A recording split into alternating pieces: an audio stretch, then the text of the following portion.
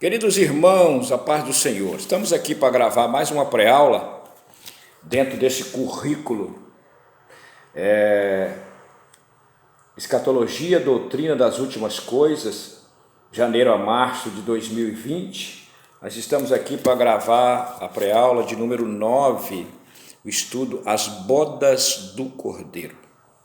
Texto bíblico que nós usamos como base nesse texto está em Apocalipse capítulo 19, versículo 6 até o versículo 9, e também em Mateus capítulo 25, versículo 1 a 13, que é a parábola das 10 virgens.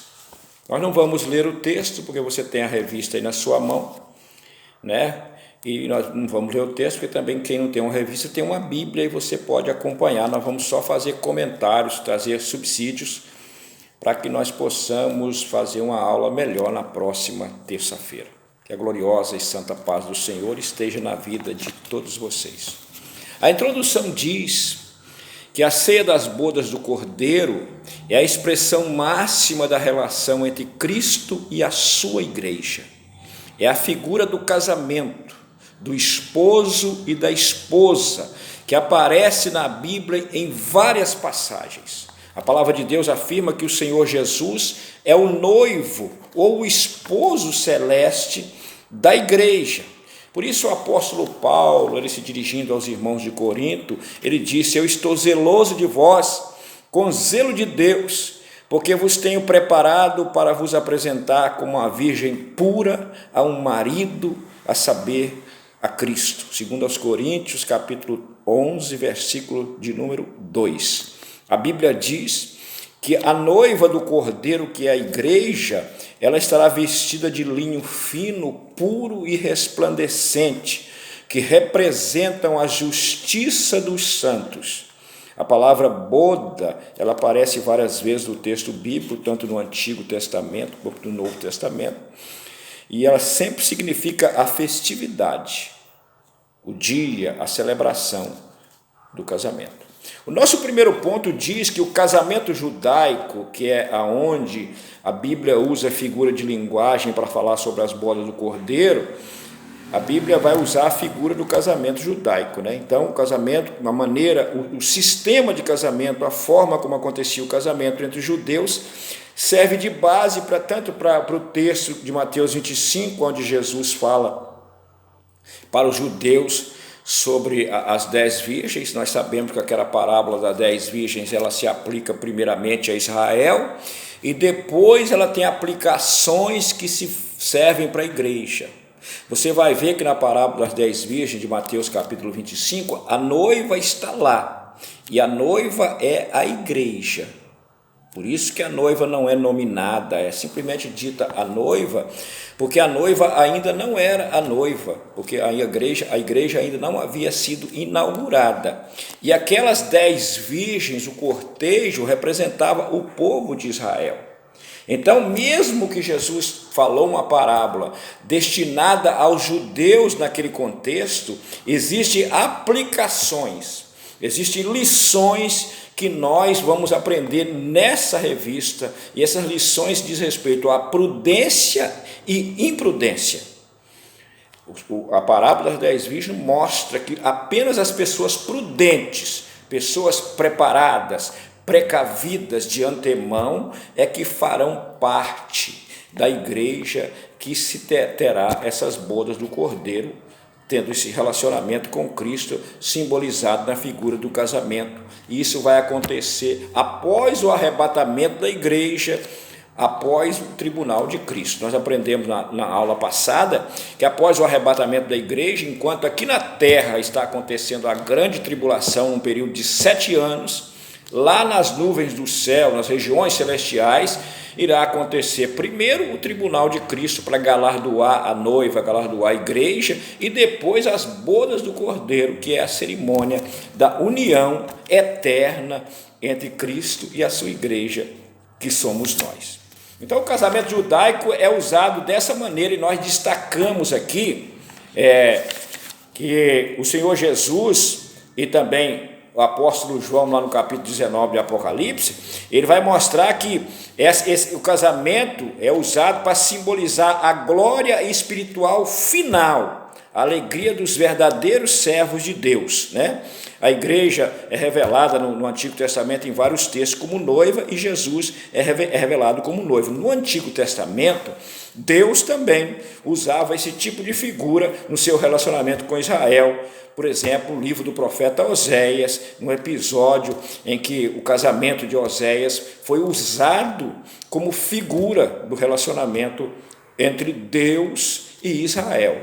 Oséias se casou com uma mulher de prostituições, ele a comprou para ter um casamento com ela, teve filhos com ela, mas esse relacionamento, onde a mulher era infiel e o marido era fiel, no caso Oséias, simbolizava, representava o relacionamento entre Deus e Israel. Deus sempre é fiel. A Bíblia diz que Deus é fiel.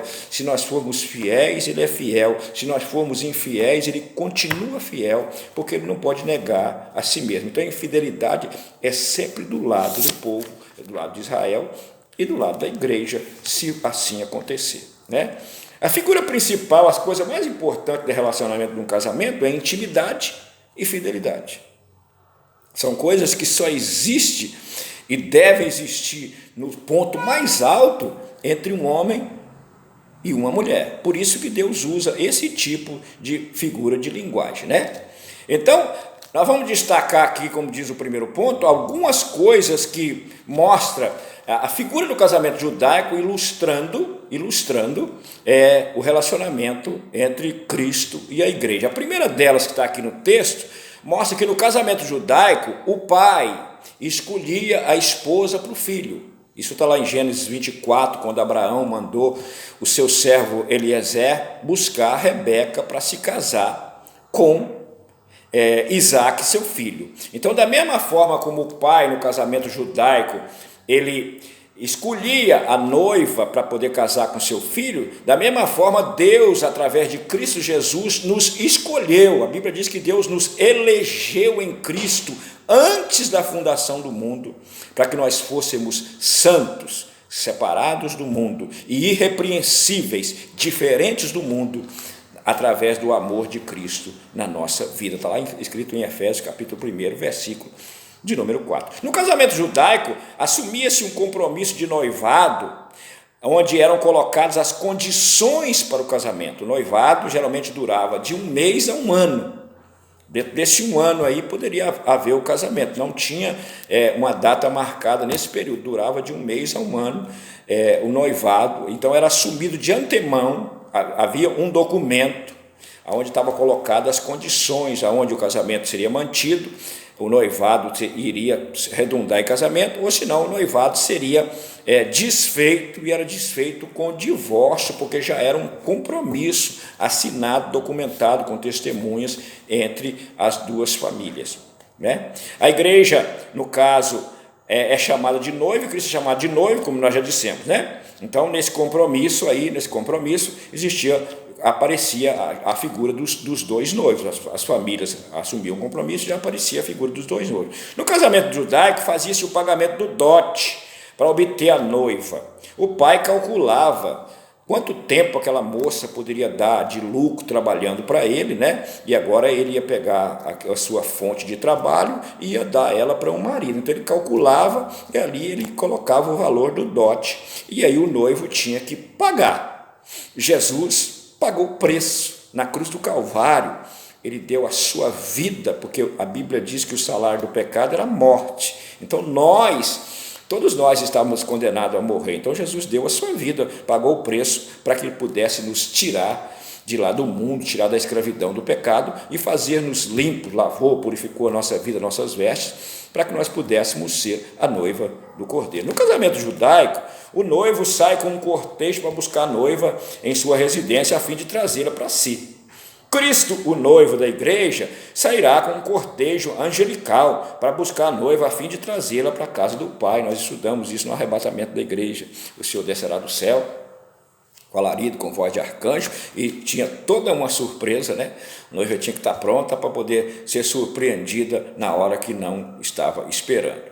No casamento judaico, o tempo da celebração do casamento é de 7 dias. Nós vemos isso pela primeira vez lá no livro de Juízes, capítulo 14, no casamento de Sansão. Né?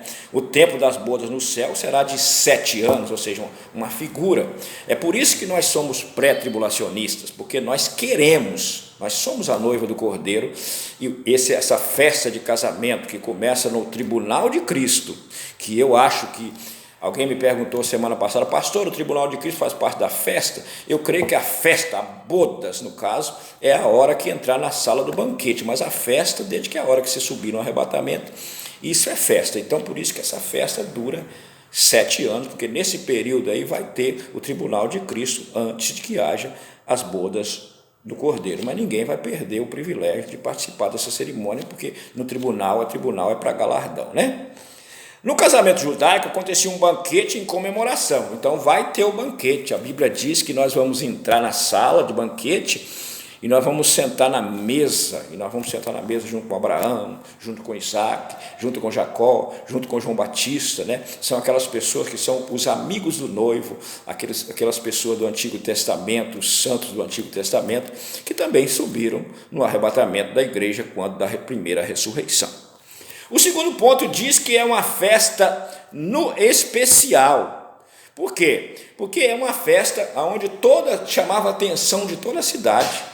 O cortejo geralmente era à noite e a noiva seguia com 10 virgens, pessoas escolhidas, e elas estavam vestidas todas iguais, e elas tinham lamparinas em suas mãos com azeite, e o cortejo iluminava, a presença dessas 10 virgens iluminava o caminho que levava até a casa do noivo, não é verdade? Então isso tudo é figura de linguagem que é usada, Jesus usou, o povo entendeu na hora quando estava contando.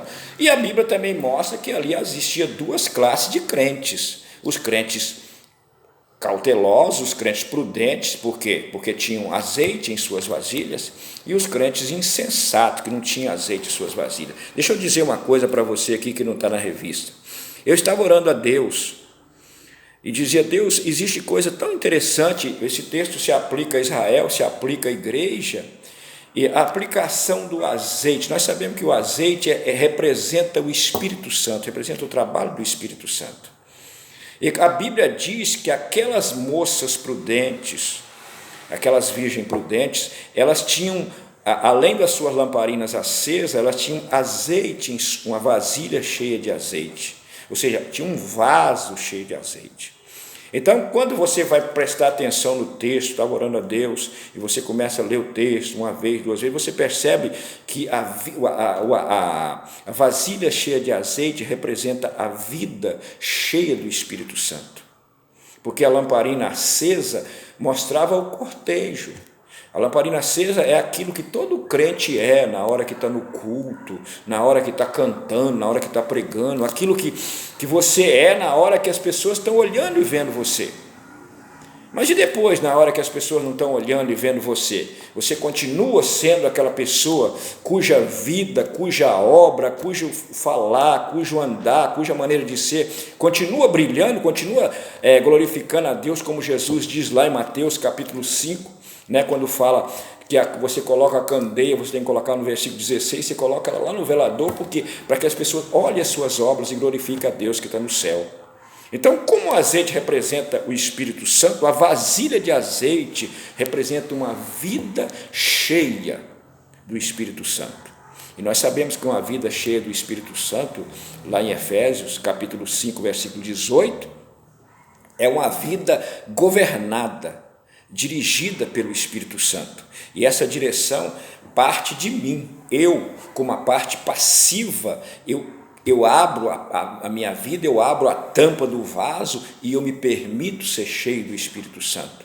Então aquilo que eu canto, aquilo que eu prego, também é o que eu vivo, é aquilo que eu sou. E isso é sensatez, isso é prudência, isso é pessoa preparada para poder morrer, porque a Bíblia diz que todas aquelas virgens dormiram, e na hora da ressurreição é que apareceu a diferença entre elas. Por quê?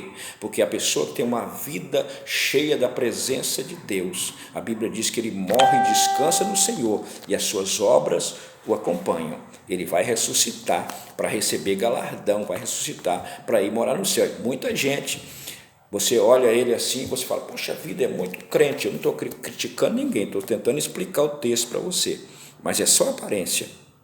No dia da ressurreição vai revelar de fato quem é aquele que era crente e quem é aquele que não era, porque só aquele que era crente vai ressuscitar. Só aquele que é crente vai subir no dia do arrebatamento. Então o arrebatamento da igreja vai mostrar que existem duas classes de crentes: aqueles que são cautelosos, prudentes, vigilantes e vivem uma vida cheia do Espírito Santo, e aqueles que vivem só de aparência. Quando é que vai acontecer as bodas? Pergunta o terceiro ponto. O sentido do clamor da meia-noite representa que é o tempo máximo, o clímax da esperança da igreja. Nós vivemos para isso. Os crentes morreram em Cristo, dormiram nessa esperança. Nós estamos aqui nessa esperança, ou seja, o momento máximo para a igreja é o momento da volta do Senhor. E a meia-noite, ela representa tanto o fim como o começo de um dia, porque o dia termina às 11h59 da noite e começa às 0h.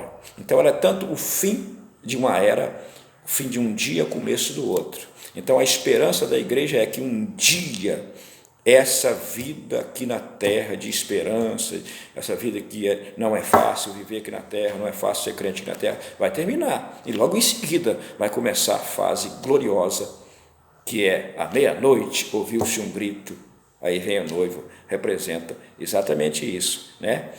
A meia-noite representa o fim de um dia e o começo de outro, o fim de um tempo e o começo de outro. É isso que nós esperamos. O arrebatamento da igreja vai ser um divisor de águas, assim como o nascimento de Cristo foi, né? Assim como a história da humanidade é dividida entre antes e depois de Cristo, porque foi uma coisa interessante. O arrebatamento da igreja, a volta de Jesus, também vai dividir a humanidade. Esse mundo nunca mais vai ser o mesmo depois que Jesus levar a igreja daqui. E nós sabemos que vai durar pouco tempo, 7 anos apenas, até Jesus voltar novamente para instaurar o milênio, e daí para frente é só Deus governando a vida de todos nós. O dia de Cristo. Na linguagem escatológica, a palavra dia é interpretada literal ou figuradamente, dependendo do seu contexto. Dia pode então representar ano, pode representar um período de tempo indeterminado para um propósito. Por exemplo, a palavra Ion, lá no original hebraico, lá no começo, no livro de Gênesis, foi tarde, manhã, o primeiro dia, a palavra Ion tanto quer dizer um dia de 24 horas, como quer dizer um tempo indeterminado. Por exemplo, aqueles dias lá podem ser dias literais ou pode ser dias quando Deus determinou, onde ele terminava de fazer o seu trabalho, mas nós cremos que é dias literais. Então a palavra dia pode definir tanto um período de tempo indeterminado, como pode definir um ano, como pode dizer um dia de 24 horas. Né? O dia de Cristo, aqui no caso, representa o momento, todo aquele momento que vai envolver o arrebatamento da igreja, o tribunal de Cristo e as bodas do Cordeiro, esse período maravilhoso na vida da igreja, enquanto o dia do Senhor vai ser o tempo de julgamento sobre as pessoas desse mundo, e o dia de Deus é a eternidade. São 3 dias que a Bíblia fala: o dia de Cristo, relacionado à igreja, o dia do Senhor, relacionado a Israel e ao mundo, no julgamento, e o dia de Deus, que é o tempo da restauração de todas as coisas, o reino eterno, né, que vai ser a eternidade. O perfil da noiva. A Bíblia diz que participarão das bodas do Cordeiro todos os santos ressuscitados e os vivos transformados por ocasião do arrebatamento. O casamento é de Cristo com a igreja, mas os convidados são muitos. De acordo com Daniel capítulo 12, versículo 1 a 3, Isaías 26, 19 a 21, o Israel salvo durante a grande tribulação e os santos do Antigo Testamento são os convidados especiais. Como eu disse, eles são o amigo do noivo. Eu fico feliz Porque nós vamos entrar numa sala, nós vamos ver Abraão, Isaac e Jacó, nós vamos ver João Batista com a cabeça tudo inteirinha, bonitinho, lá sentado na mesa, porque João Batista também é o amigo do noivo, na figura mais perfeita da linguagem, porque ele é aquela pessoa que veio no começo. Então, o povo de Israel, os salvos do Antigo Testamento, os salvos da grande tribulação, durante a grande tribulação, que vão ressuscitar no finalzinho dela, essas pessoas, na metade dela, quer dizer, essas pessoas elas vão participar como amigos do noivo, são convidados para a festa de casamento entre Cristo e a igreja, o casamento entre Cristo e a igreja. A Bíblia diz que o perfil da noiva, ela é virgem. Na ótica judaica, a pureza sexual era fator preponderante para o matrimônio. A virgindade da moça era um dos critérios para estar apta para casar, pois como no princípio o ato conjugal só deveria ser consumado no casamento, só deveria acontecer no casamento. Isso não muda na ótica de Deus, isso não muda. Dessa noite nupcial se conservava o tecido manchado de sangue que provava a virgindade da noiva e que servia de prova em caso de calúnia do marido. Deuteronômio, capítulo 22, versículo 13 a 21, são determinações de Deus. A virgindade da noiva nos aponta quão elevada deve ser a pureza moral e espiritual daqueles que servem a Cristo. Biblicamente falando, o pecado, a idolatria, a amizade do mundo se constitui num adultério espiritual. Então, virgindade é fora. Você lembra que nós dissemos daqui agorinha que o Senhor nos chamou para ser santos, separados do mundo e irrepreensíveis, diferentes do mundo? Isso é a virgindade. Vestida de linho. As vestes de linho indicam as obras de justiça realizadas pelos santos. A justiça nossa, a Bíblia diz que Cristo morreu na cruz para a nossa justificação. Jesus lava a nossa vida, limpa a nossa vida de todo pecado, e a partir dali eu vou ter que fazer obras dignas dessa justificação. Eu vou ter que viver uma vida de justiça a partir dali. Se porventura eu errar, se porventura eu pecar, o sangue de Cristo continua suficiente para nos purificar, como João escreveu. Não pequeis, mas se porventura pecar, o sangue de Jesus continua, é suficiente para todo quanto for necessário. Enquanto for necessário, o sangue de Jesus vigente, mas nós não devemos viver na prática do pecado. A Bíblia diz que todo aquele que é nascido de Deus não vive na prática do pecado. Então, uma vez justificado, uma vez inocentados, que a palavra justificar significa que Deus nos inocenta, apaga tudo e diz, está limpo, não tem mais nada, não tem mais ficha suja, pode buscar lá que não vai achar mais nada. Ele se esqueceu literalmente. Então, a partir daí nós temos que manter essa justiça, e nós fazemos isso através de uma vida de santidade, de submissão ao Espírito. Lembra de ser cheio do Espírito lá, ser governado pelo Espírito, como lá as virgens tinham a sua lamparina com azeite e a sua vasilha cheia de azeite, né? Então, vestimenta indicam aquilo que eu vou fazer depois, as obras que eu vou fazer após isso, ou seja, essas obras têm que ser baseadas no amor, de 1 Coríntios capítulo 13, que senão não adianta nada, são coisas que têm que ter verdadeiro sentimento, verdadeiro motivo para poder fazer, e isso é só por Deus, só Deus pode mudar e moldar a nossa vida para fazer isso. Essa noiva também, ela vai estar adornada, assim como no Antigo Testamento, Eliezer foi lá buscar Rebeca e ele adornou de jóias e tanta coisa. O Espírito Santo, ele vai adornar a igreja, tem adornado a igreja com dons espirituais, como nós dissemos semana passada, com os dons espirituais, tem adornado a igreja, tem preparado a igreja para que ela possa se encontrar com o Senhor. Então, desde a noiva era adornada para essa ocasião especial, está lá no Salmo 45. Desde as vestes nupciais até enfeites eram colocados para que ela pudesse comparecer perante o seu noivo. A Bíblia ensina que, uma vez estabelecido o noivado, o noivo escolhia uma pessoa, e aquela pessoa era o intermediário entre o noivo e a noiva, e aquela pessoa levava presentes do noivo para a noiva, levava palavras do noivo para a noiva e vice-versa. E essa pessoa na nossa vida é o Espírito Santo, que trabalha para adornar, e ele tem adornado com dons, com virtude, com capacidade, com santidade a igreja, e ele vai levá-la e vai apresentar ao Senhor Jesus. O Espírito Santo é que leva a igreja no dia do arrebatamento, né? Assim como Abraão enviou Eliezer, né, para poder buscar Rebeca para Isaac, da mesma forma Deus através da pessoa bendita do Espírito Santo, está trabalhando a nossa vida para nos preparar, né? Essa adorno que a igreja tem é chamado de veste de salvação, é chamado de frutos do Espírito, fruto, né, do Espírito, e também é chamado de dons do Espírito. Isso é maravilhoso na nossa vida. A conclusão diz que na festa das bodas, que é após o tribunal de Cristo, como nós dizemos, os crentes terão seus galardões e a igreja estará devidamente recompensada pelo trabalho realizado em prol do Senhor sobre a face da terra. Nessa festa, que é chamada de ceia das bodas do Cordeiro, o próprio Senhor nos servirá, pois assim fez na primeira ceia, como relatam os evangelistas. O casamento judaico, só para nós terminar aqui, ele começava com uma ceia na casa da noiva, entre o noivo e a família da noiva. O noivo e a família, eles sentavam na mesa e eles comiam, e eles bebiam vinho, e ali eles comemoravam o começo de tudo, onde o documento era assinado. Então, quando Jesus sentou com seus discípulos lá no cenáculo, naquele dia, depois de comer a Páscoa, ele partiu o pão, deu graças, como nós fazemos na ceia do Senhor, aquilo ali representa o começo do relacionamento. A igreja começou com os 12 que estavam ali. Nós sabemos que ali tinha 12 pessoas, e eu principalmente acredito que após a comer a Páscoa, Judas saiu e a mesa estava faltando um lugar lá, e Jesus colocou nós lá naquele lugar. Isso é maravilhoso. Eu lembro que eu estava um dia, me colocaram para poder